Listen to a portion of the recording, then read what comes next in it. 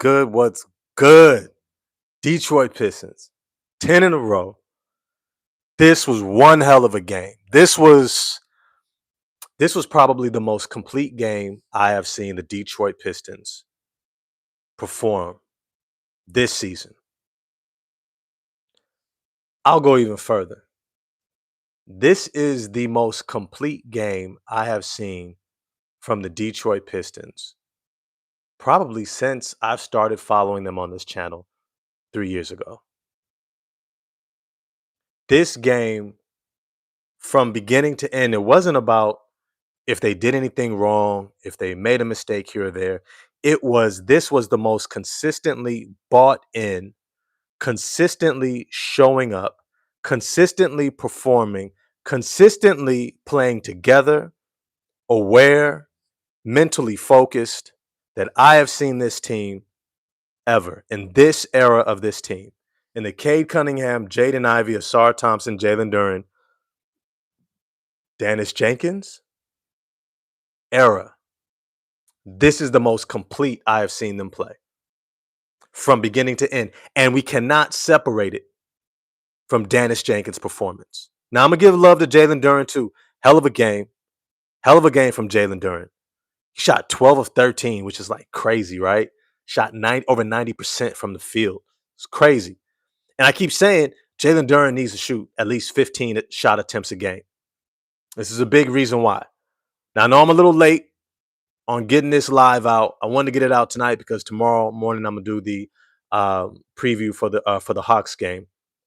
But let's just say this was a hell of a game, and I can't wait to get into it. So whoever's here, as always, smash the like button for me. Hit subscribe and the bell for notifications. Once again, it's a little thing for y'all, but it's a big thing for the channel. So I truly appreciate all the love and support. When you hit that like button, when you hit subscribe, when you share the video, when you're talking about it with your friends, it's mad love. Always appreciate it. I don't take it for granted. I do this out of the love for the game, the love for talking shit, the love for talking about the Pistons. It's all love. So I appreciate the love that y'all send back my way. With that said, Dennis Jenkins is legit. I just dropped a short. You're probably watching it now. You probably seen it a moment ago. You'll probably see it after this. If not tonight, tomorrow. Dennis Jenkins completely outplayed Andrew Nembhard from beginning to end. From beginning to end. You could see that Andrew Nembhard had the scouting report.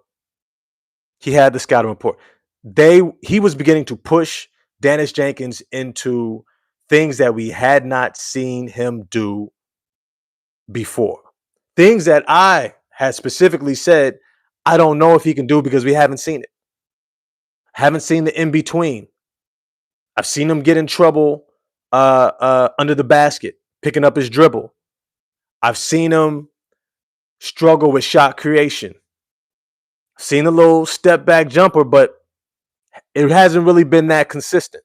So I don't know about it. There were a lot of question marks, right? A lot of question marks. Who's that dude in Batman, the Riddler, has all those question marks, right? If I had a producer in this, I'd have him put a whole bunch of question marks right now. There were a whole bunch of question marks regarding Dennis Jenkins. And you can tell that Andrew Nembhard had the scouting report and was like, we're going to make him do things that we haven't seen him do yet. We're going to make him drive hard left and see if he can finish all the way at the rim against pressure. We're going to see if he can create his own shot. So we're going to stay home when it comes to the lobs and the dump offs.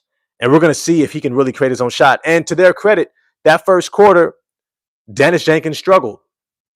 He struggled to create his own shot. He was still running the team smoothly, but he struggled. He was missing shots. And I was kind of sitting there. I was like, you know what? I wasn't mad at it. I wasn't mad at it because I think JB Bickerstaff looked at him and said, look, in this game, we need to push the tempo. They don't have the horses to stay with us offensively. But for us to get into our game style, we have to get shots up. And that means you're going to have to be aggressive offensively from beginning to end. And so Dennis Jenkins was playing like he knew he had the security from his head coach that you have the green light, that I trust you to take quality shots. And the shots that I saw him taking, none of them looked like they were out of the flow of the offense, which is a major, major component of why he had such a perfect game and why the Detroit Pistons were able to play such a complete game. Dennis Jenkins' shot selection was everything we would have wanted it to be. Everything we would have wanted to be. After option number 1, option 2, option 3 are taken away, he's figuring out where to insert himself. He's recognizing, oh, they're staying home with Duran. They're staying home in the corner on the weak side. You know what? This is my shot. In real time, you can see his processing. And this is something that I talk about a lot. Not everybody processes the game at a high level. That is a skill. That is an elite skill that some players have and some players don't. Jaden Ivey is one of those guys who, it's no knock to him. It's no knock. But he doesn't process the game when it comes to being a facilitator, playmaker at as high of a level. It doesn't mean he can't be a superstar, right? Like Russell Westbrook has a similar level of processing that he can make a lot of reads, but in games where there's a lot of pressure and there's a really good defense, he's going to struggle with making those secondary, tertiary decisions in high pressure, high leverage moments. Dennis Jenkins does not. In fact, he might be the best table setter, facilitator, game processor on the team. On the team. I know we love Cade. I love Cade. This doesn't exclude everything else everyone does. Like everything that everyone else does. It doesn't exclude that. Cade is a bucket. We know that. We know he's extremely skilled. He's a unguardable big guard at 6'7", 225 pounds, explosive. He's a tank, right? It's no knock to him. It's just an acknowledgement of what Dennis Jenkins is showing that he's bringing to the team, to the game. His ability to process in real time. You're seeing him freeze the defense with looking off options. Like, who have we seen that from on this team? We haven't seen this since Dennis Schroeder was here last season. Defensive manipulation by looking at options and freezing that defender so he can get the lay. Right? I think Jenkins did that at least twice in the second half when he was getting off. His ability to do that is reshaping how we look at this team. It's reshaping how we look at this team. Right now, first off, seeing him outplay Andrew Nembhard, who shot 40%, 4 of 10, 1 of 3 from 3, 6 of 6 from the line. He had ended the game with 4 assists, 1 rebound, 5 turnovers. 5 turnovers. Dennis Jenkins had shot 11 of 21, 52% from the field, 1 of 5 from 3. But we know he can shoot. We ain't even worried about that. 3 for 4 from the line, 2 rebounds, 8 assists. Now, granted, he had 4 turnovers, 2-to-1 assist to turnover ratio. That's probably the worst assist to turnover ratio he's had yet. And I told you Andrew Nembhard was going to be a real test because Andrew Nembhard locks up. Andrew Nembhard plays deep.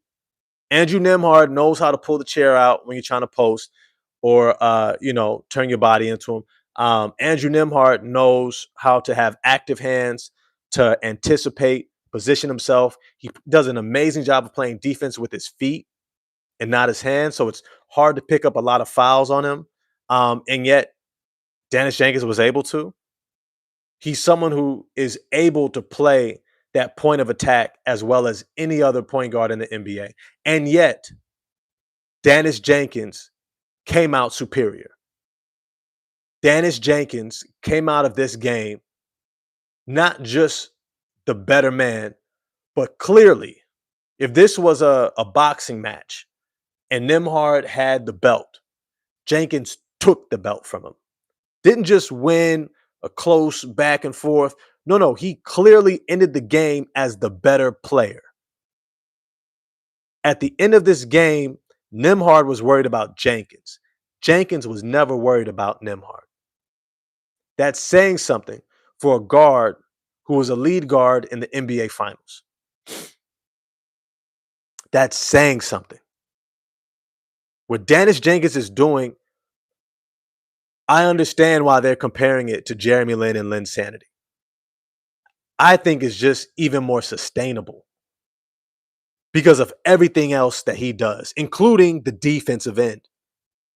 What Dennis Jenkins is doing on both ends of the court at this level, he's playing with the confidence from that Lin Sanity. Though I think Lin Sanity was more about offensive explosion. He was firing the ball. He was firing that ball. And yet, Jeremy Lin didn't necessarily offer a lot more than that. If he didn't have the ball in his hands, Jeremy Lin wasn't as effective. If he's not the one who's running the show, he's kind of your sixth man, right? If you got James Harden, Jeremy Lin kind of becomes a Jordan Clarkson. Maybe a little bit more facilitation. He could run an offense. You know what? Jeremy Lin would have been more like what's his name on the Lakers? Austin Reeves. That's a good comparison. Jeremy Lin was Austin Reeves out of nowhere. Dennis Jenkins is not an Austin Reeves. Dennis Jenkins is a bigger Mike Conley. And I know that a lot of people might struggle with that comparison. I don't know. Y'all let me know in the chat if y'all can see it. I want you to think back to Mike Conley with the Memphis Grizzlies, with the grit and grind, with Zebo, Mark Gasol. Dennis Jenkins is like Mike Conley in his ability to run the show at a high level. Both ends, point of attack on defense, table setter on offense, takes and hits big threes while also showing the ability to get where he needs to on offense, getting downhill to the rim and finishing, while setting guys up, setting the table, setting the floor for everyone to be able to eat. And he did just that. I am so high on Dennis Jenkins as a prospect. This game was flawless. Once again, it's not about makes and misses, even though he shot over 50%. It is about how you are scoring, how you play with others, right? He started with Isaiah Stewart and Jalen Duren, which I said if Duren plays, Stewart was going to start next to him because they want to keep the combinations together, which was smart by JB Bickerstaff. Dennis Jenkins made sure everyone was eating. It's not a coincidence that Jalen Duren got off to such a good start. Dennis Jenkins, how he was able to get us into our offense against full court pressure was something that even Cade Cunningham could learn from. Notice when Nembhard was pressing him, Dennis Jenkins knew exactly what to do.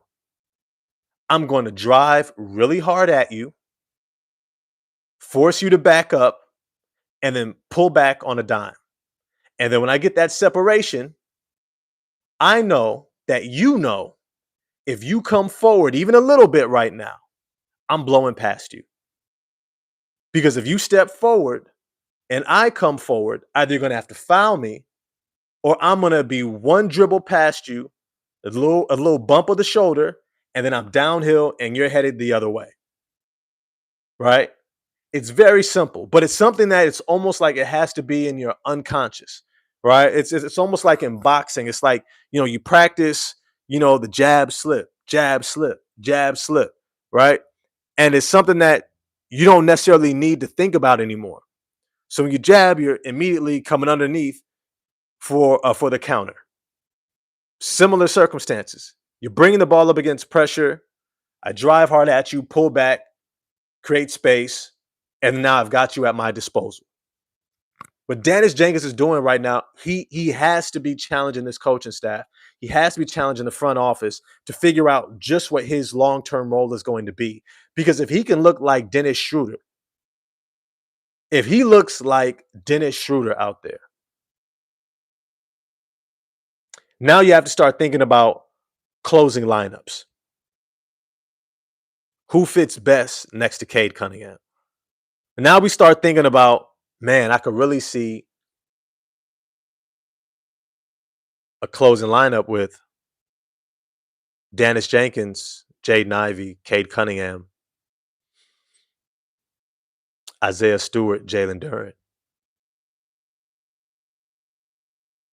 You still have shooting, a lot of rim protection defense. Still got perimeter defense.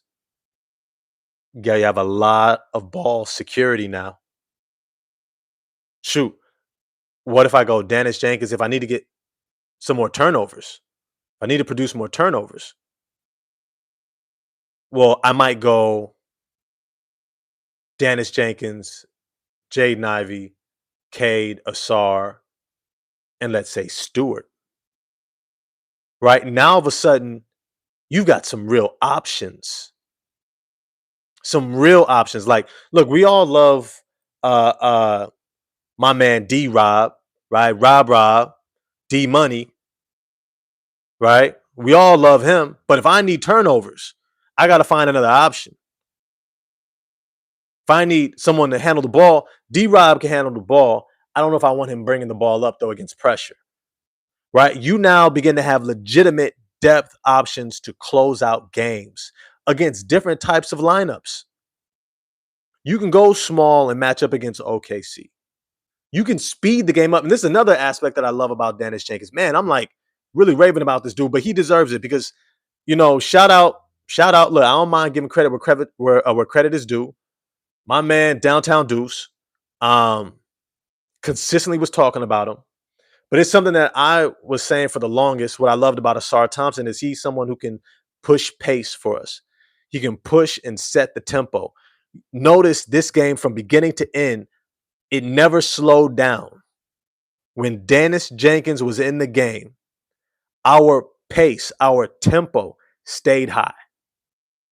He got that ball up the court, across half court, into our offense fast and in a hurry every single time. And if the defense was ever caught slipping, he was downhill at the rim, especially in that second half. Especially in that second half. His ability to push tempo, push the pace while also setting the table, getting us into our offense, keeping the defense on its heels. Look, I get it. The Pacers are decimated with injuries. They don't have their top-end talent. They didn't have Andrew Nesmith. No more Miles Turner. No Tyrese Halliburton. But let's not pretend like this roster is a bunch of slouches. A bunch of guys who can't hoop. Pascal Siakam and Benedict Mathurin can 100% hoop. We saw that in this game. They were legit. They kept them in a prayer's whisper of this game. They just didn't have a third guy. They didn't have tertiary guys who could step up. It is what it is. All this to say is this was a game where the Detroit Pistons' ability to keep the Pacers on their heels, never allowing them to set up. Because remember, they have strong schemes. They have guys who can execute schemes. They got very kind of bought-in type of guys, right? Like Tony Bradley, Jarris Walker, Pascal Siakam, Ben Shepherd, Andrew Nembhard, TJ McConnell. Like, these guys have no problem buying into what you're asking them. They're going to be locked into the scouting report, to the scheme. They're going to execute.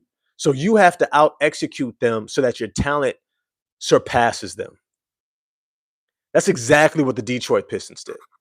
And Dennis Jenkins 100% was the driving engine, not just a catalyst for, the driving engine for making sure that we were able to outpace them, to set our tempo, to essentially keep them on their heels and never give them a real chance to be in this game. Even when they got it down to single digits, it was never sustainable because how much energy it took for Benedict Mathurin to score all those points, to get them down from 21, 22 points down to now single digits, he was gassed.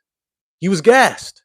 He had nothing left. He gave them all that, and then he came out the game. Pascal came in, tried to give him a little bit more, but there was nobody else. There was nobody else off the bench.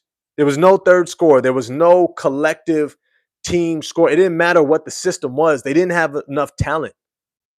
This team, talent-wise, was highly dependent upon Tyrese Halliburton just creating for everybody at a high level. That Steve Nash, Jason Kidd, Jason Kidd is probably the best example because Jason Kidd done carried some teams in those New Jersey Nets days that had no business being in the NBA Finals.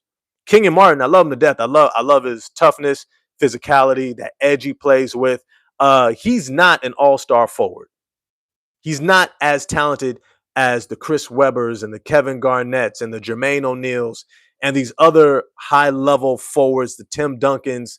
Like he's not at that level at all. He's never going to be in the Hall of Fame, right? Not even close. I don't think he's going to be nominated, right? But Jason Kidd made him look like a legitimate second option for a championship contending team 2 years in a row. Going up against the Lakers, going up against the Spurs. Lost both, right? All this to say is that team Indiana Pacers didn't have enough firepower and talent to be anywhere near the Detroit Pistons. But yet, in order for your talent to shine through, somebody had to set the table and ensure that they were in position. This team with Dennis Jenkins at the helm is in position. Everybody falls into place. Everybody fell into place. Every single person on this roster fell into place in this game. This was their most complete game I've ever seen this era of this team play from beginning to end. Shout out to JB Bickerstaff. You can tell they were extremely well prepared to win this game. They were locked in. They had the engine to position them, and everyone fell into place. Let me move on to the next player that we need to talk about for sure, and Jalen Duren. But before I do, 25 people in the chat, smash the like button for me, y'all. Hit subscribe and the bell for notifications. Look, remember, it's a little thing for y'all. It's a big thing for the channel. I appreciate the love and support. If you're here with me late at night, I appreciate you. Try to do the next step and hit that little like button. It's a small thing, but it's a big thing. It really helps out. I appreciate all the love, for real. I do. Let me. I'm gonna go through just a few of these chats. I can't always get to all the chats. We having a great time in the chat. Yo, I love the chat. You know what I'm gonna do? I'm not gonna read all these, but I am gonna give a shout out to those who are joining me tonight. Detroit Red 1379. Yo, it's good to see you. It's good to see you.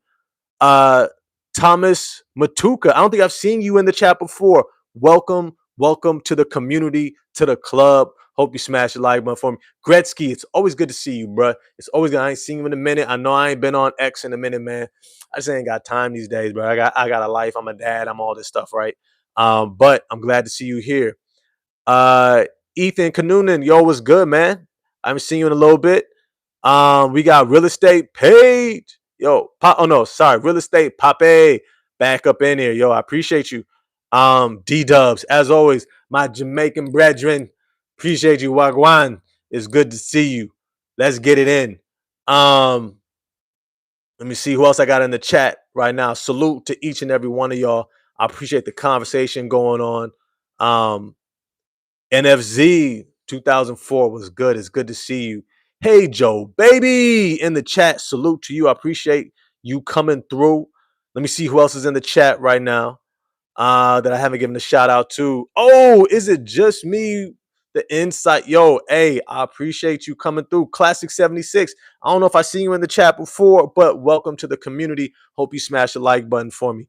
Appreciate all the love and support. Let me see. Looks like I got to just about everybody. Oh no, Mega Hustler's up in the chat. Yo, hey, what's good, my man? What's good, bro? It's good to have you in the chat. Oh, Stephen Bunk. Yo, I don't know if I've seen you before up in the chat, but it's good to see you. Welcome to the community. I'm glad you had a chance to get in on the live chat. D-Boy 7012, what's good? Juan Harris 3171, what's good? I don't know if I've seen you before as well. Antoine Johnson, yo, it's good. Salute to everybody who's in the chat right now. If you haven't smashed the like button for me yet, please go ahead and do that. Appreciate all the dope conversation happening in there. Sorry, I can't get to all the comments and questions. If you want to send a super chat, we will stop and talk about it a little bit. That's one thing I always say. If you send a super chat, we're going to stop and talk about it. But there's a lot to get to. So I'm probably going to get to it anyways. But I appreciate all the love and support. Let me just say this. Jalen Duren. You know, Jalen Duren. What's funny is you get 15 rebounds and you don't like to box out. It's wild. It's wild. And I get it. It's like a testament to your strength. You've probably never really had to box out ever. You know what I mean? Like Jalen Duren was probably one of those dudes. I remember when I was in middle school and I was in the seventh grade, eighth grade, and we had this kid had a full beard. I was hot. You know, I'm Caribbean, so like Caribbean brothers, we don't always, I shit don't, always, you know what I'm saying? Like it ain't getting much more than this. You know what I'm saying? It's a blessing and a curse. You know what I mean? We don't get that full beard look, you know what I mean? Because we used to the high humid. That's for, the rugged mountaineering brothers. You know what I mean? Like we hot humid, we don't need all that. We don't need all that. All I'll say is when you're young and you waiting for your little thing to come in. Hey, y'all know what I'm talking about. When you waiting for that little thing to come in, and then you look around, all of a sudden you see sixth grader, seventh grader walk past you, and he got the full shit. He already lined up. First day of school, he lined up. He got the whole line. You feel me? He got the whole. He got that edge. He got that edge right here, full line around the lip. Like, you know what I'm saying? Like, and you mad? You like, for real, bro? You gonna walk? Come in. You out here with beard oils in your bag in the seventh grade. Yeah, he out there taking out beard oils at lunchtime. Trying to make sure shit is fresh. Yo, I was hot. And he was big. It's like half black, half Samoan. You know what I mean? Like his name was Andre. He was like, you know what I mean? I was like, bruh, who told you to grow up in the seventh grade? You know what I mean? Enjoy your childhood, bro. Damn. I was hella mad. Right? Jalen Duren was that. Jalen Duren was that guy. Jalen Duren, obviously, clearly, was 6'10", 275 in the fifth grade. Like he was just big, all this. He ain't never had to box out. He ain't even boxed nothing up. He moved and it just moved with him. Didn't have to box up, out, nothing. Jalen Duren he don't even know how to spell box out. He don't do none of the box out drills. Ain't no, you know what I'm saying, step into your man, right? Get into a stance. You got to get low, step into him, put your, hip, your butt right on his inside hip that pushes the legs back, right? Then it allows you to clear as you turn and rotate. And you got your arms out so you can feel them bow like the textbook box out. You'll see Isaiah Stewart do it. You'll see Paul Reed do it. Bobby Clintman, guys that are like fighting, scrapping for those boards. And you just see Jalen Duren just be like, hey, watch out, bro. Hey, watch out, bro. And you just put a little arm out there like Shaq used to do and then just like jump and just devour the rebound. You know what I mean? Like it's dope. It's dope when that happens. And other times, guys who are going to work harder than you, like Isaiah Jackson, are going to just outwork you and outmaneuver and get the offensive rebound, which happened multiple times. And yet, he still ended up with 15 boards. If I told y'all, Jalen Duren, all he has to do is just be available, not get into foul trouble, and he's going to walk into double doubles. And playing with a guard like Dennis Jenkins, who's going to set the table for him and make the game easy. Look, I get Cade Cunningham has great chemistry with Jalen Duren. That pick and roll is nasty because of both of their threat coming at the rim. Just so much pressure on the defense trying to figure out who they're going to stay with. And it's just crazy. And just the timing that they have. But Dennis Jenkins sets up Jalen Duren differently. Dennis Jenkins sets up Jalen Duren in ways that only the consummate point guards really do. I'm talking about the Chris Pauls, the Mike Conleys, um, maybe a Derek White, right? The guys who have 10 different ways to get the ball to you. You know, guys who just make the game easy. They're like, look, hey, just come up here and stand right here. Just stand right here. I'm going to set up the whole offense. By the time I'm done, you're going to be wide open. Right? Like, because they see everything moving. They know what the scheme is. They know where everyone's supposed to be.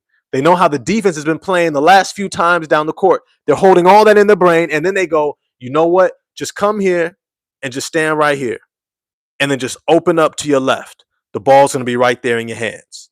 And then you just turn and then like the ball's there in your hands. Right? That's what Dennis Jenkins does for his teammates. And, you know, there were several times I seen Dennis Jenkins see the pass coming, see the guy clear. I think it was Ron Holland coming off of a screen. He's coming to the ball. He saw the defender getting ready to jump the pass. And he's smart enough to, as he's about to throw it, he doesn't take his hands off the ball because he sees what the defender's doing. He holds it that extra second, that freezes that defender, and then he makes a crisp pass. Not just the pass, but a crisp pass, knowing that he froze the defender, but only for a moment. If it's a lazy pass, he's still going to jump the passing lane. And yet he delivers right on time. He's seeing it. He's seeing it. These are the things that those 4-year college point guards do. Not the 1 year, not the freshman. Look, most of these one and done point guards can't really run the show. I'm going to be 100%. I'm going to be 100%. In college, you have to run the show because you're trying to elevate a team that has far less talent. You might be the high-end talent guy, but usually there's only one or two on your roster. So you have to execute to raise the floor of everyone else so that they can get you there so you can close it out if you're the high-end talent guy. Most one-and-done point guards cannot run the show. John Wall was an exception. Derrick Rose, I mean, he was more of a scorer. Stephen Curry was not really a point guard. Most of these guys come in and they're scorers who can get you into your offense. But if they're not scoring, their effectiveness drops tremendously. Russell Westbrook, if he's not scoring, his effectiveness drops tremendously. When you stay multiple years in college, you're learning to execute, especially when you're under different coaches. I think Dennis Jenkins was at Tulane and then he went someplace else. I forgot where he ended up. Somebody let me know in the chat. But Dennis Jenkins, he has learned to execute an offensive scheme so well, and still dominate a game offensively. When he found his rhythm in that second half, it was a wrap. It was a wrap. It was a wrap. Jalen Duren, I think he only maybe shot 5 more times in the second half, which is still crazy because my man only took 13 shots. It's wild. It's wild. Jalen Duren should be shooting 15 or more times a game. We've seen the little hezzy set up at the top of the key, pull-up jumper, right? We were waiting on it. We saw it. We saw the little drive baseline, turnaround fade to begin the game. Came out aggressive. We loved it. And then in the second half, Dennis Jenkins was like, I got it.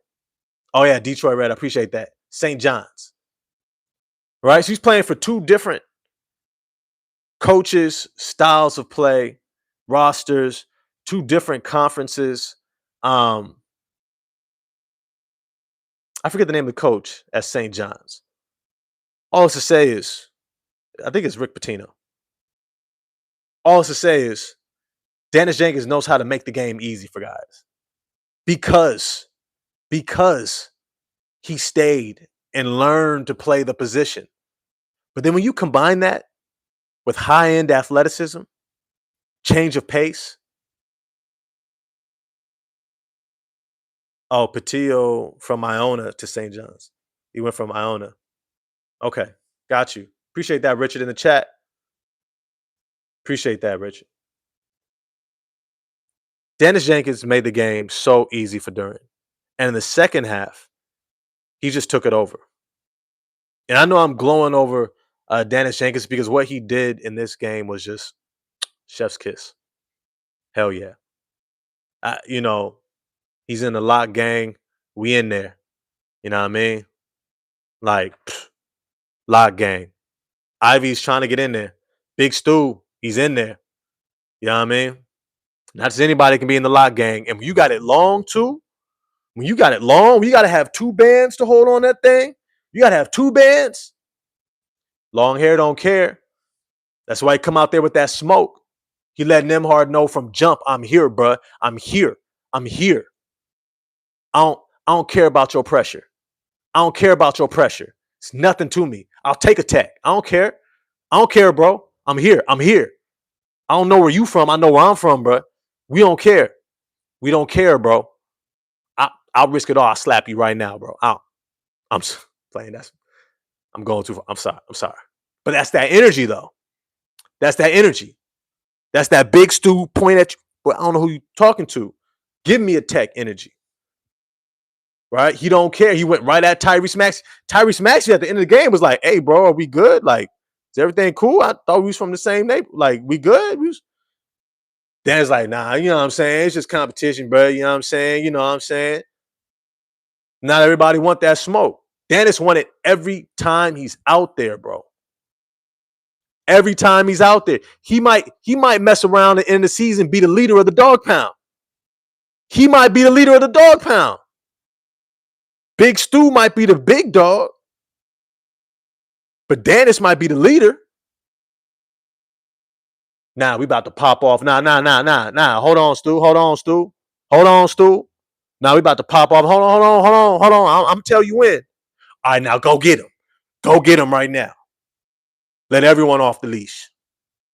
That's how Dennis be out there, bro. I love it, bro. He be hooping, bro. He's hooping from beginning to. That's also why I love G Leaguers. People keep talking about the G League as if it's still the D League. It is no longer the developmental league. It is a league unto its own. Right now, I would say the G League,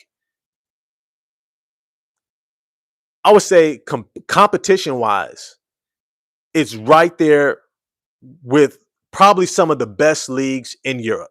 Maybe not Spain, but I say France, Turkish, Russia. Like, they hoop in the G League.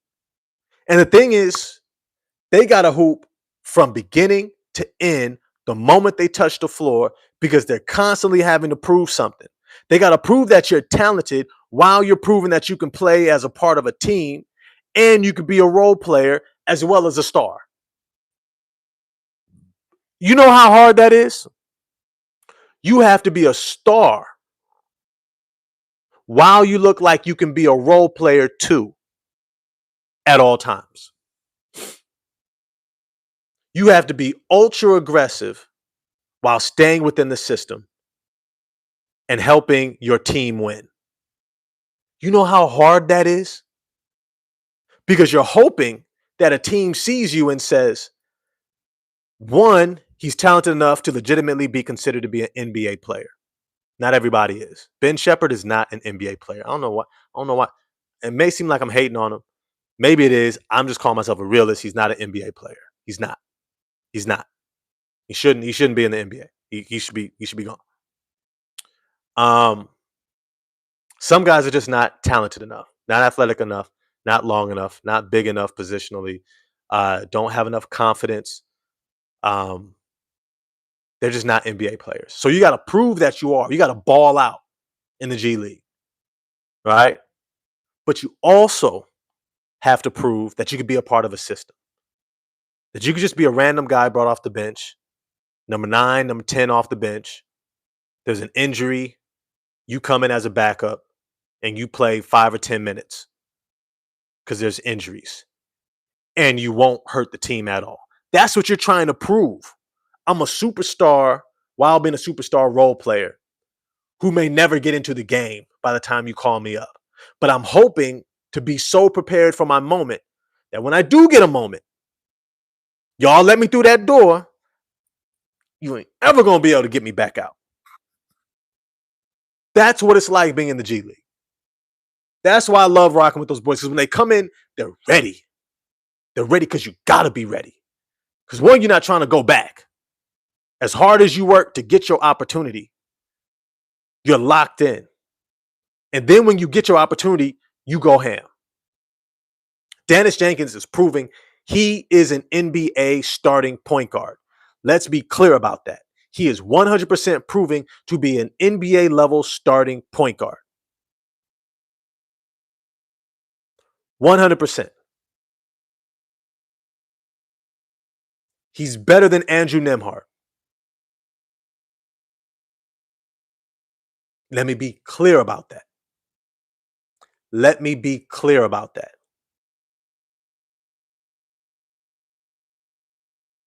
Let's get to the rest of this roster. Ron Holland, you finally had the game I was asking for you to be solid. You ain't always got to be spectacular, bro. And when you're solid, you can give us 30 minutes, shoot 3 of 6 from the field, 50%, 1 of 2 from the three-point line, 7 rebounds. That's one of the biggest measuring points. 7 rebounds, 2 assists, 1 steal, 2 blocks. 3 turnovers is to be expected. Let me just say this. Ron Holland's willingness to be a part of the team and not try to push himself to do too much led to him having a great game. For being a sophomore, 20-year-old, playing on a playoff team that is expecting to make a deep run. I'm not calling them contenders yet. I still want to see how Ivy looks. I want to see the full complement. But it's getting harder and harder not to call them one. It's getting harder and harder not to look at them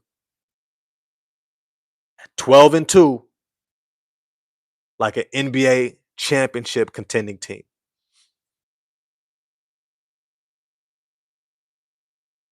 You're a role player right now, Ron Holland. You're a role player. D-Boy was good. Hey, you have a good night, brother. I know it's late on the East Coast. Ron Holland's ability to fit. And where I saw this immediately was when he drove to the basket and looked to make the extra pass. His passes, his first pass was not the actual assist. It was the second pass, which is what we call the hockey assist, where your pass leads to the pass that leads to the shot. He had at least 2 or 3 hockey assists in this game. Driving hard at the rim, forcing a help defender to come, putting the defense in rotation, dumping it off to the first guy, who then passed it to the next guy for a wide open shot, which was Duncan Robinson most of the time. And I think Chaz Lanier. Ron Holland showing he's willing to be that guy makes him invaluable. That's what gives JB confidence in you. That you're willing to stay within yourself and master what you can do extremely well to the benefit of the team. When he started trying to create off the dribble for himself, you could tell he's not really there yet. He's not quite there yet. He doesn't drop his hips low enough. And when he's handling the rock, it's still too loose. It's still too loose. It's not a tight handle. He's losing the ball. He gets fouled a little bit on the wrist or his hand slapped. He's losing the ball. You got to be a strong enough ball handler to go through the fouls. He's not there yet. So when he tried to do a lot of ball creation, a lot of shot creation for himself and playmaking, he struggled a bit. But straight line drives, making the extra pass, it was beautiful. Add the 7 boards, keeping it within himself on offense, knocking down wide open shots. It was beautiful. And getting out in transition. Great job. The next thing I want to point out is Isaiah Stewart. Look, Isaiah, man, you know what? I'm just gonna let you do what you do, bro. I'm gonna let you do what you. I ain't gonna say nothing. Long hair don't care. You feel me? You out here elbowing people in the face. You know, you're just becoming like Draymond, where they're just like, look, he's too popular for us to throw him out the game. But he does this shit all the time. He's always elbowing, hitting somebody in the face, knocking them out, and then acting like he didn't realize what he just did, and then walk over. And this is what I love about Draymond and Isaiah Stewart. They gotta be cousins. They gotta be cousins. That'd be the ultimate death match. You know what I mean? Like put them in a ring, it'd be crazy. I don't even want to see. I don't want to say it'd be bloody. It'd be ugly and bloody. And a lot of dirty stuff. A lot of dirty moves, especially by Draymond. Probably trip him. You know what I mean? Like try to do something. You know what I mean? Like it'd be terrible. It'd be a fight to the death, bro. Isaiah Stewart, every single time he elbow, hit somebody, push somebody, knock him over to the ground, he come over to JB, come over to K Cunningham. And it was funny. It was hilarious. He went over to K Cunningham, sat down next to him. He's trying to explain to K, because I got a partner. I was thinking to myself, I used to have a partner just like him growing up. Always wilding out when we used to go out to house parties. We go out to house party, he be wilding. He be, his name was Mike B. That was my boy. He was part of the crew, bro. He always roll out with us. The thing is, when Mike B liked to drink, and when Mike B liked to drink, we'd be at the house party, and then he'd always disappear at some point, and then he'd end up in the backyard. Somehow, at it was either on a balcony or in a backyard, and he'd take his shirt off. It could be dead winter, hella cold, shirt off, shirtless, drinking, and all of a sudden he start talking real loud, rowdy, and then we'd be like, oh shit, who got Mike? Who got Mike? Go get Mike. We gotta go. Because we about to end up having to fight everybody up in there. And then we get in the car, and we all looking at Mike like, bro, man, we was about to get the number. Back then you still had to get the number. You know what I mean? Wasn't no Instagram and all that, And we'd be all frustrated, like, come on, Mike, come on, man. And then Mike always had mad excuses. Nah, man, he's trying to politic and explain on. And we just sitting there like, all right, man. All right, bro. Yeah, no, yeah. I feel you, bro. I feel you. Cause you can't say nothing to him, bro. You can't say nothing to him. That's just who he is. And you love him. You love him for it. That's my man, 100 grand. Yo, Mike B, if you see this, shout out to you, bro. Salute. You a real one. Always was. Always be one of my boys. Down. 100. Love you, bro. But you can't say nothing to Big Stu. He Big Stu knocked somebody out, knocked their teeth out, and then tell you about, nah, man, he had it coming because he was, and you just be like, bro,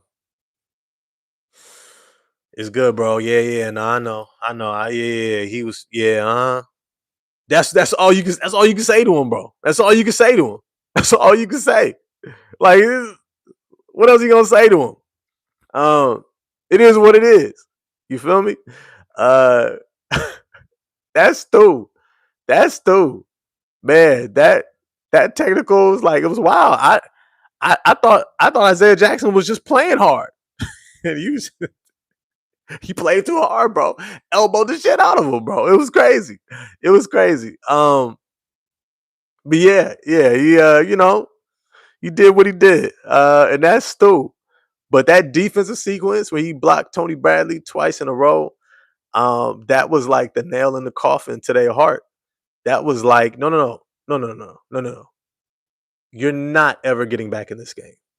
No, I know you guys are on the run. I know you're getting a little, your energy's up, because momentum is a lot about energy, collective energy that you build on your team. And that allows you to play at a certain level that helps you to ride that energy to be able to make plays.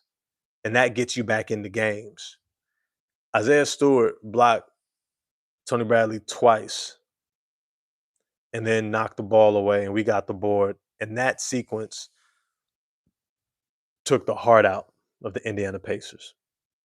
It didn't matter anymore. It didn't matter anymore. They knew it didn't matter. They knew they could only come but so far. And that was it.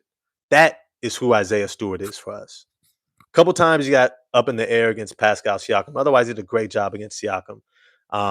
It's hard not to bite on those pump fakes. He's a master at it. That's why he's been All NBA multiple times, champion, multiple time All Star. Um, we might have to think: did he have a Hall of Fame career? Who knows? All to say is he did a hell of a job containing on the perimeter, moving his feet, closing off the rim. Could have rebounded a little bit better, but he had a hell of a game for us in 20 minutes. A lot of fouls though. A couple of the guys I want to talk about before I get out of here. Dennis Jenkins. No, no, just did. Javante Green, I meant. Javante Green. Y'all know who I meant. Javante Green, bro, 7 of 11 from the field, 1 of 4 from 3, 5 of 5 from the free throw line, 4 rebounds, 2 steals. We have those are fouls? Yeah, 0 turnovers, 5 fouls. 20 points. Javante Green. I remember when Javante Green was drafted. I want to say I think it might have been by the Pacers. Either way, he's bounced around a lot. Javante Green was drafted. I remember hearing an analyst talk about him. They said we really like him. It's going to take him a while to figure out his shot. But his athleticism, his motor, his tenacity, his positional size, he got a long wingspan. He's really athletic. He can do a lot of really good things for you out there. But when he figures out that jump shot, he's going to be nice. He's going to be really good for you. JB Bickerstaff in this system has empowered Javante Green, I think, in ways that I don't know if he's ever been empowered anywhere else. Or it's probably a culmination of multiple things, right? Like opportunity, no Ivy, no Asar. Yeah, bunch of guys out. Also, the ascension within his own career, being able to develop his game, work on his shot. Now he's got one of the best shooting coaches in the NBA working with him. And he has a team that needs him, playing within a system where he can keep his game simple, straight line drives, knock down open threes. If anything, like he is literally the blueprint for Ron Holland. He is the blueprint for Ron Holland. Like, if you play like Javante Green, you could have 20 points, 7 rebounds a night. And you don't even have to do a lot of shot creation. Just straight line drives. Finish strong. 1 to 2 dribbles at the rim and just make the correct read, but be patient enough to either just catch and shoot, catch and attack the hole, make the simple play. Don't need to do all the crossovers. You do all that. You just keep it simple like Javante's doing. If I'm the coach, Ron comes to the bench. I'm like, you see what Javante's doing right now? See what Javante just did? Do that. Do that. No. Do that. Do that right there. Do that right there. See the hard defense? You see the flying around deflections. See the shot block. See him moving his feet, playing defense with his feet, not his hands. Remember, right? Coming in for the weak side rebound. You see that? Run down the court in transition every single time. See the energy he plays with? If you do that, you're going to be an all-star. You're going to be all NBA. You're going to be maybe not all NBA, but at least an all-star and a starter. Whether you develop the individual shot creation or not. If you're a 6'8" athletic wing forward who plays with that type of energy and motor and plays smart within himself, you're going to walk into 20-7. You can be Mike Finley. You can be Jason Richardson. Plus, you play defense. Right? All is to say, Javante Green, once again, bro, you continue to show up. Salute to you. You continue to show up for this team. Trajan Langdon, you might end up being GM of the year because you haven't missed. on these guys that you've brought in, Javonte Green, Karis LeVert, Duncan Robinson, all look like wonderful acquisitions to this team. Re-signing B-Ball Paul Reed did the whole release and re-sign for more. You bring in Wendell Moore Jr., who's given us valuable minutes. He was a +9 in this game when he got in there. You drafted Chaz Anir, who slowly but surely seems like he's finding his footing, though he still has a ways to go. Um, hell of a job. Hell of a job. Now let me get to this. Karis LeVert, good game. I don't want to leave you out. Duncan Robinson, you two did what you're supposed to do. You're vets. You go in there, you play with confidence, you do the right things. Um, you are a steadying factor. I just want to say this about this team. Now winning 10 in a row. Uh, they are at what, 12-2? 12-2. That's the official record, right? This team has something special about them. It's the culture, it's the identity, it's the leadership from the organizational head down. Trajan Langdon, JB Bickerstaff. The buy-in, the camaraderie, the chemistry, the continuity, how guys are gelling, falling into place, guys emerging. That what Dennis Jenkins does for this team, it deserves its own video, even though this video might as well have been labeled a Dennis Jenkins, because wow, what he did. These pieces fit so well.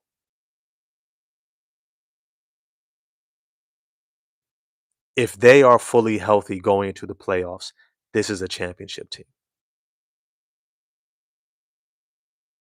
They have the energy about them that Oklahoma City had last year. They have the energy about them that teams like the Bucks when they won it, the Denver Nuggets when they won it, the Celtics when they won it. Energy on the team. The self-belief in who they are. They're not trying to beat you, they're trying to be themselves. They're playing for one another. They can have a horrible shooting game. They still believe in themselves. They believe in their teammates. They're going to play for one another. But when you add in the talent that they have, the depth that they have, the potential buttons that they can push and move, how they can direct what you do on every position because of their defense, their hustle, their toughness, their physicality, what they do on the court night in and night out. Damn it, it just needs to be said. They have championship DNA, pedigree. I know I said next year is their window. Don't let this team mess around and be healthy going into the playoffs. Rested and healthy. Their culture, their energy, their camaraderie, their connectiveness is enough to propel them to an Eastern Conference Finals. This is the type of team, when they get there, anybody might pop and explode, and you're just like, whoa. It could be Duran, have a monster series, and that's what gets you through the Eastern Conference Finals into the NBA Finals. Of course, it could be Cade. It might be Ivy. It could be Asar finding his rhythm, and all of a sudden it's just like, man, is he just figuring out ways to score while he's still grabbing 8 to 12 boards and 3 to 5 assists and 2 to 3 blocks and steals, right? And just this statistical anomaly doing so many things all across the board. And then you look at guys like Dennis Jenkins and you look like, yo, like there's so much talent on this team and they play together. It's rare. It's rare. And the positional size, yo, when you add all this together, this is a team that is literally outright scary, bro. It's scary. Like you really like what they're doing doesn't look accidental. It doesn't look like a fluke. It looks like who they are. And when you look at how much talent they have, that's not even all on the court together. There was no Asar Thompson, no Cade Cunningham, no Jaden Ivey, not even Marcus Sasser, bro. Who's a bucket? Who might be losing his spot to Dennis Jenkins, who looks like the next big thing.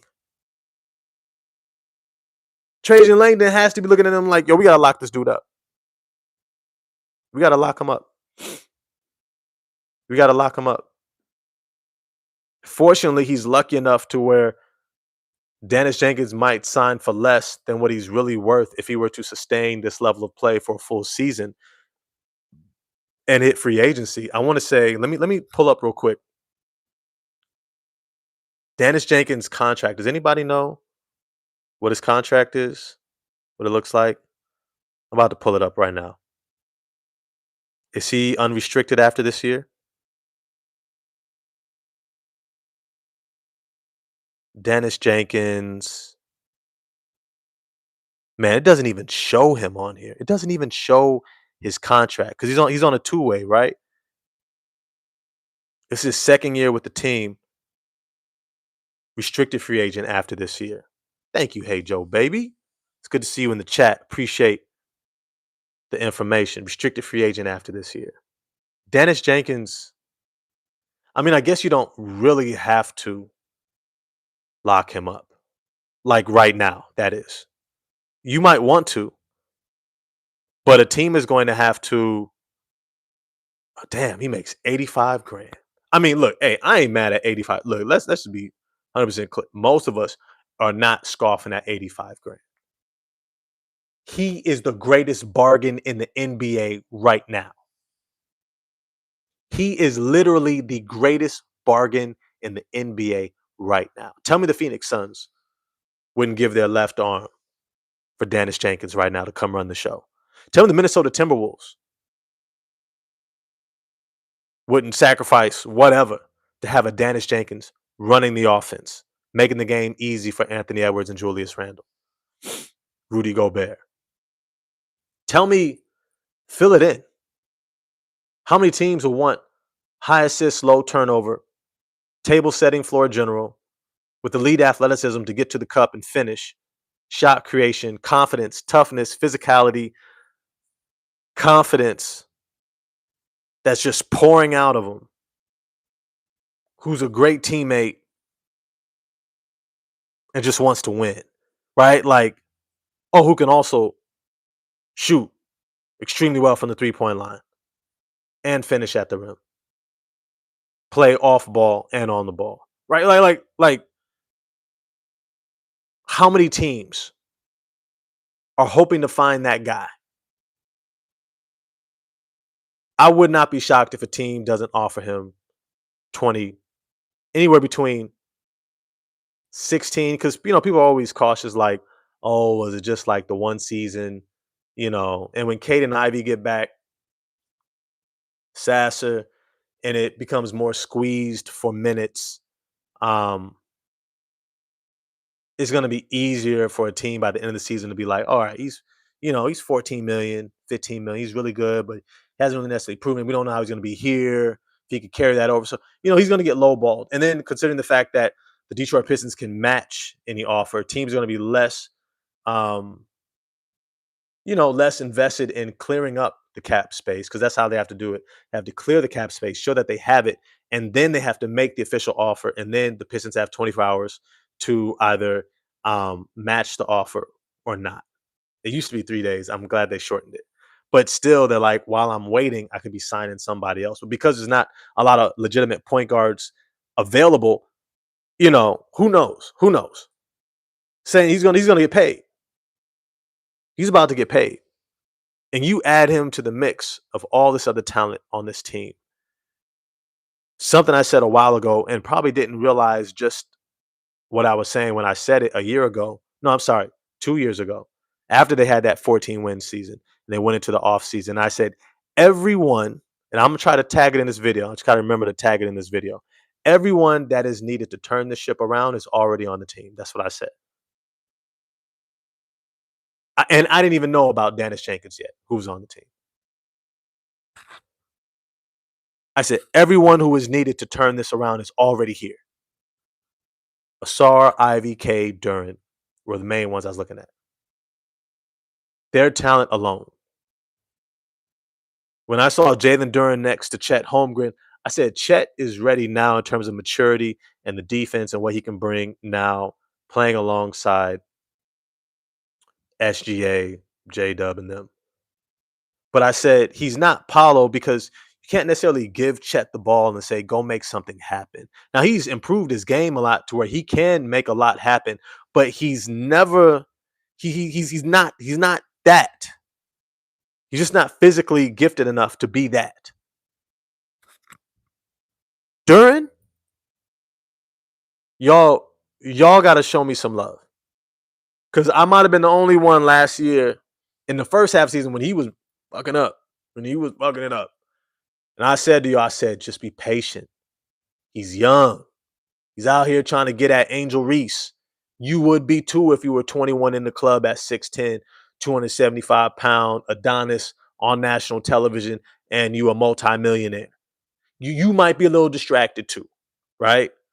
I know they got some fly sisters out there in Detroit. You might be a little distracted. You may not be locked in.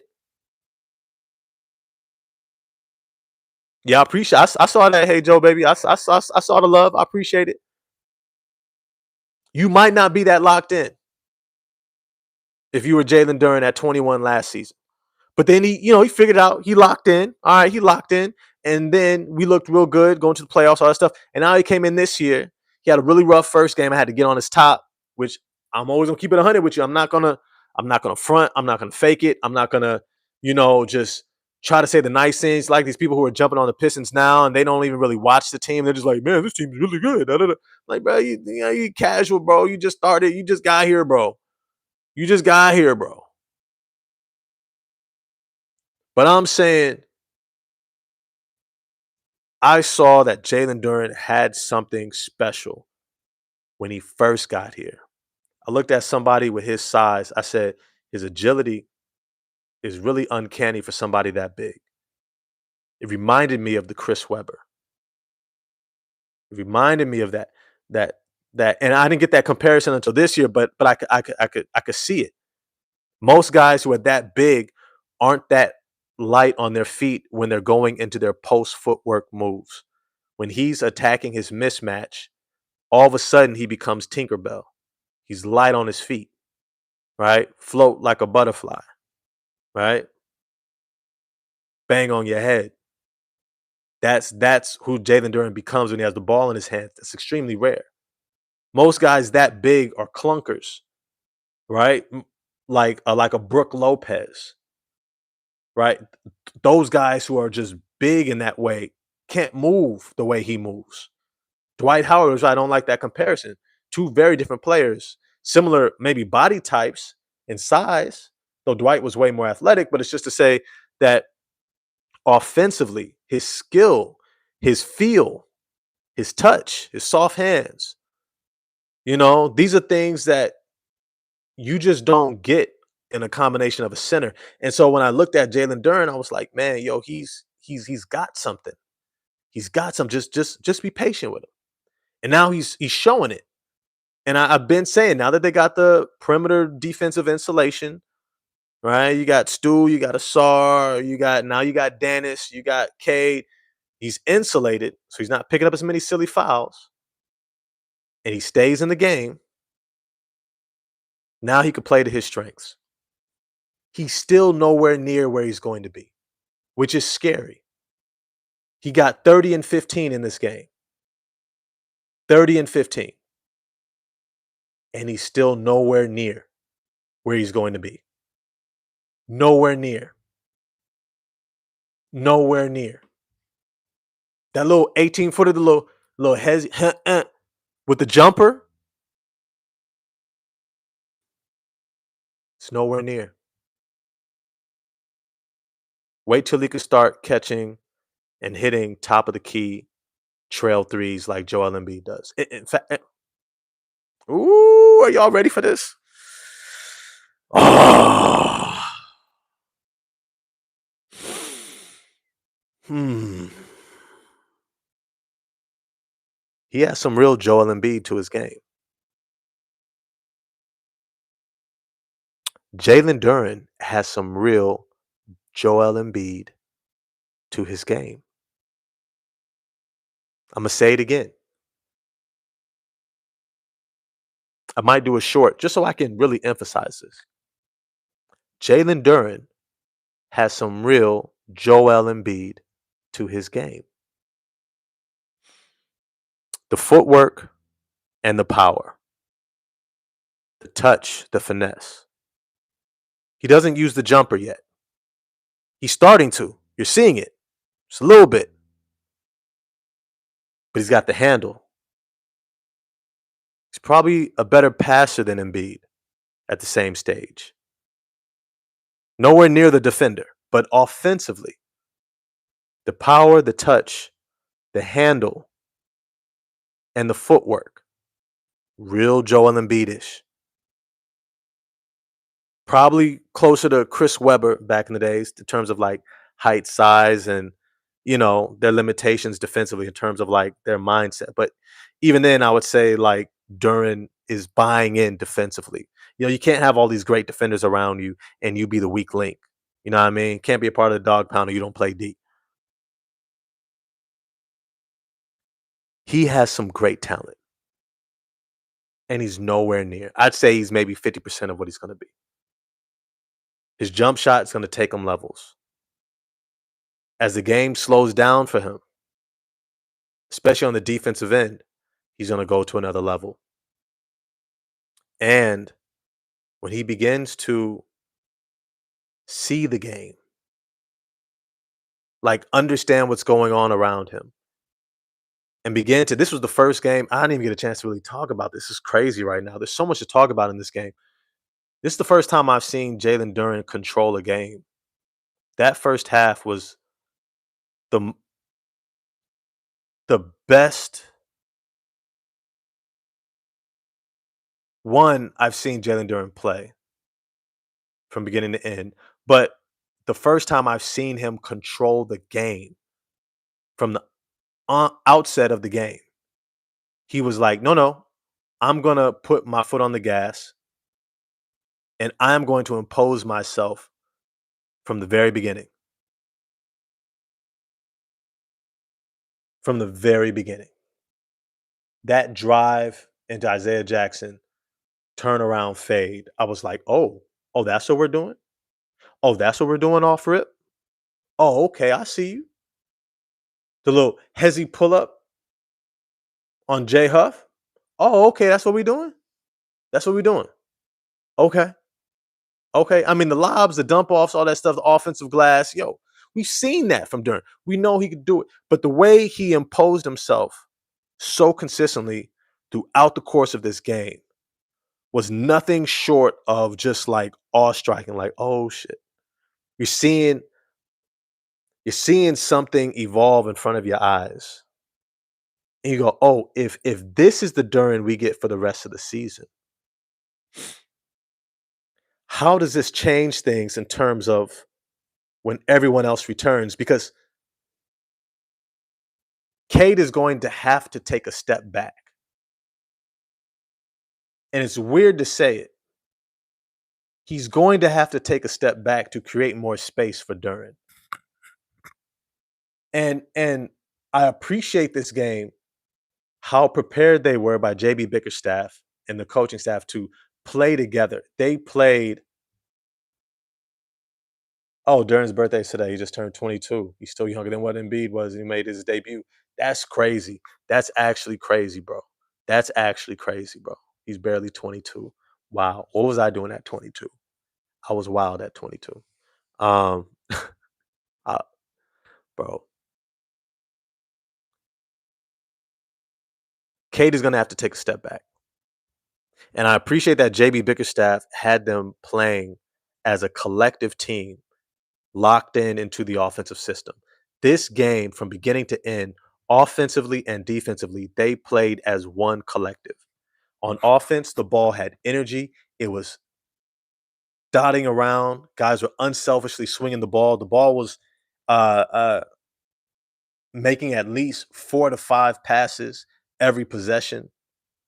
Defensively, they were trusting each other, playing defense with their feet, helping each other out, and then recovering.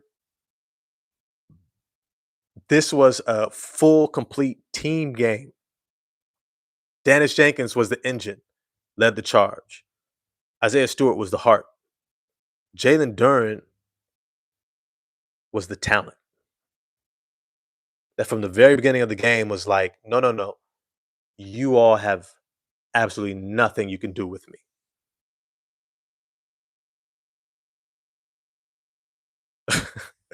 Yo, real estate Poppy, you laughs for that one, bro. You laughs for that one. But real talk, Jalen Duren set the tone in this game where he was like, "There's absolutely nothing you can do with me." He was like, "I'm the best talent in this game." And then here comes Dennis Jenkins in the second half. Yo, did you see when Indiana was making their run? Isaiah Stewart comes into the game. He's taking the ball out of bounds after a score. I want to say Dennis Jenkins had just turned it over the previous possession, or he had missed a shot or something of the sort. It's either a turnover or something took place. Karis LeVert and Dennis Jenkins are there to initiate the offense. Isaiah Stewart looks off Dennis Jenkins, who's open. He goes and looks for Karis and chooses to give him the ball instead. Now that's big because it also talks about who he trusts. He's the heart of the team. Remember, he's been there the longest. He's been here the longest. He's the elder statesman. And he looked and said, no, I'm giving the ball to Karis. It wasn't a wrong decision. It was just a decision. Dennis Jenkins takes it on the chin. All right. Goes down the court. Karis LeVert brings it up. There's pressure on defense. Remember, Indiana's making the run. They swing the ball. Forget who gives Dennis the ball. It was either I think Dennis had missed a three, maybe. Dennis ends up with the ball, and he immediately attacks Andrew Nembhard. And he does the move where he's taking him left, and he like crosses him over, and he comes across the key, and he does his little pull-up jump shot right over the top of Nembhard. And he's talking trash. That was not a message just to the Pacers. It was not just a message even to the coaching staff or to himself. That was a message to Isaiah Stewart, a leader, captain on this team, the heart of this team, the elder statesman, and said, bruh, I'm him. I'm him. Oh, you can give it to him. It's going to end with me. You can trust me. I can make the big shots. I can take us where we're trying to go. I'm ready for this moment. He then proceeded to score again on Andrew Nembhard, driving all the way left with a little look off on the defender and lay with the left hand. He then kept his dribble alive, and then found, I believe it was Ron Holland in the corner.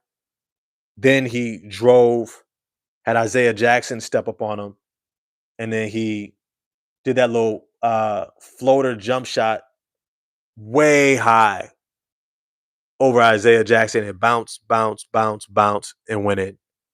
I said, Dennis Jenkins is taking over the game. He's taking over the game. For a stretch of the game, he is the best player on the court.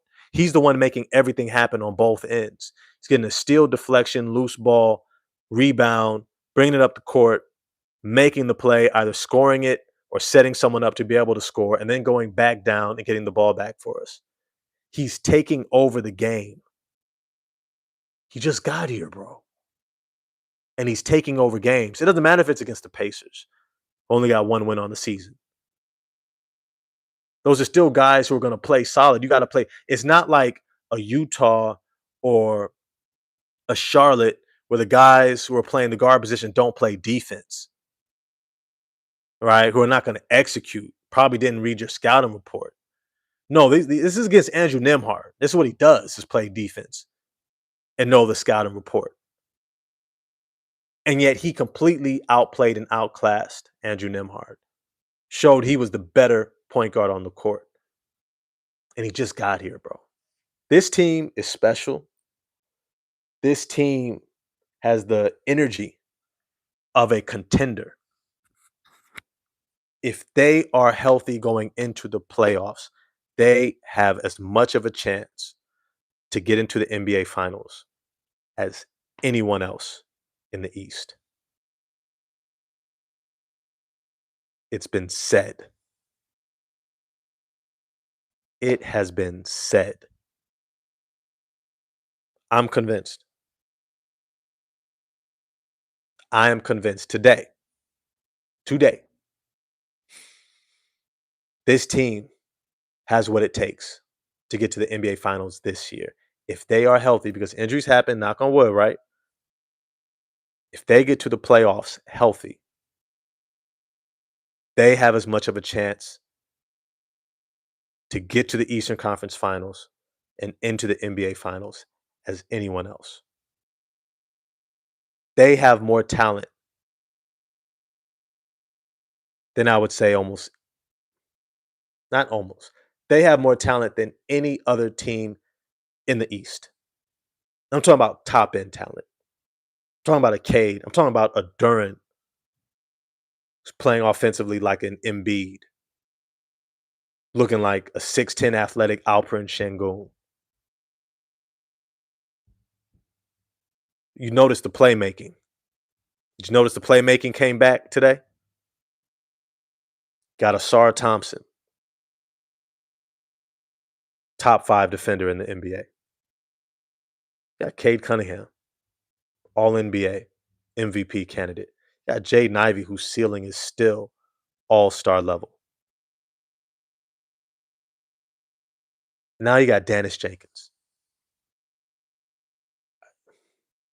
This team has what it takes. This team has what it takes. Before I get off, always like to leave you all with a word. I appreciate everybody who stayed on with me this long. I didn't plan to be on this long, but hot damn, there's just so much to talk about in this game. There's so much. It was such a great game from beginning to end. I had to go back. Like when I watched the game, I watched on NBA League Pass. So I pause and I rewind to make sure that I'm watching how the play developed, what was taking place, who did what, when, where. Dennis Jenkins even had a deflection that he called. No, he didn't deflect it. He was in position defensively. It was off of Ben Shepherd. He didn't touch it. And he told JB Bigstaff, I didn't touch it. Challenge it. And he was right. Coaches remember that stuff. It's how you build trust. It's not like Ron Holland going, challenge it. You didn't notice you tripped him, bro. You tripped him with your knee, right? You play defense with your hands too much. No one, you probably fouled him somewhere in there, bro. It's hard to believe you when you're talking about challenge. You're just saying that off cap because you're just trying to say, oh, I don't think it was a foul. It's your way of saying you don't think it was a foul. No, when Dennis Jenkins is doing this, I would listen. I'd be like, whoa, hey, Dennis is saying, because how he sees the game, what he understands what to look for. He's seeing it differently. Dennis Jenkins is a find. He's a gem. He might be putting this roster, this team over the top. It's too much talent now. It's just too much talent. Top end talent. You look at the Knicks, they got Brunson, they got Cat. And then by the time you get to Mikal Bridges, Josh Hart, Mitchell Robinson is really talented too in his own way. But when you look at how many guys can hurt you on both ends, Isaiah Stewart, like we're just better talent-wise. We just have to have the maturity, the consistency, the buy-in, the lock-in. But we're more talented than the Knicks. The only team that probably has a good amount of the Cavs, I can't wait to get that lick back when we get healthy. I can't wait. We got the Bucks on Saturday. I can't wait to be front and center for that game. All this to say is I am excited about this team. But before I get off, been on for a moment. I appreciate everybody. Look, if you're still in the chat, salute to you. Make sure you hit the like button, hit subscribe and the bell for notifications. If you are still in this chat, yo, we've been rocking tonight. We've been rocking. You might as well hit the like button if you haven't already and the bell for notifications. Share it with somebody. This live was lit to me. There was so much to talk about, so many things to talk about. Um, let me just say this. Uh, you know, where do I want to start with this? We all fit the puzzle of what it means to make this world a better place. We all fit, but we fit by being us, not by being someone else. And being great at being who we are is how we maximize our ability to create the change that we all want, not by trying to look like and be great at what someone else looks like and what they appear great at. Many times we try to be like someone else because we think that's a better version of us. The reality is, there is no better version of us. You are the best version of you at whatever stage you're at. Just like a Jalen Duren, it ain't always gonna look pretty. You ain't always gonna be bought in. You're not always gonna have the support, the good coaching, the surrounding team. You know, sometimes you need to get in some more reps, but you're still him when it comes to being a part of this larger picture of what we can be as a community, uh, as a culture, as a family. Each of us are great in our own right and being who we are. But buying into that is tough because TV would have us believe there's always something better than ourselves, and there's not. No one is greater, no one is lesser, and everyone is great. But the most beautiful part about it is none of us have ever had to be perfect to be great. And that's the caveat. We tend to look at all of our shortcomings. We look at our income. We look at the car we drive, the person we're dating. We look at all these things that we're told to evaluate ourselves against to say that we're less, that we don't have enough, that we're not enough. And we don't realize we're already great.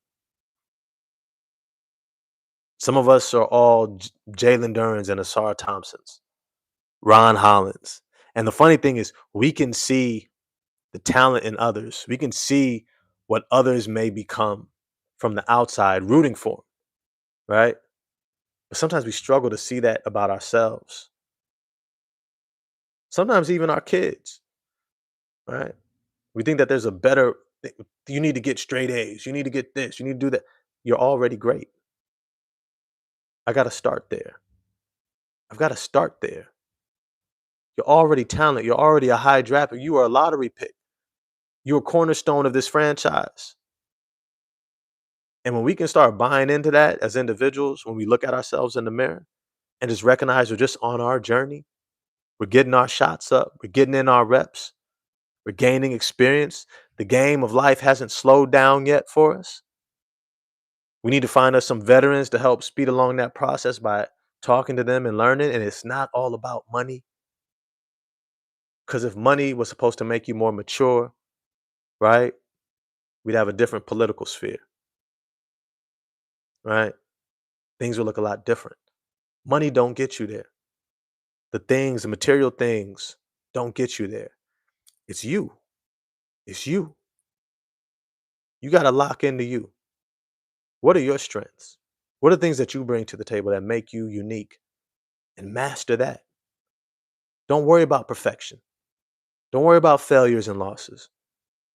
Duran had a shitty first half of the season last year. I'm so glad he didn't give up on himself and that we didn't give up on him. Because now look at him a year later. Some of us don't understand the process we're in. And we get down on ourselves. And that's okay because that's a part of it too. But it's also a part of it to recognize, you know what? I need to lock in. And lock in isn't, I need to go make more money. Like, we got to get out of that.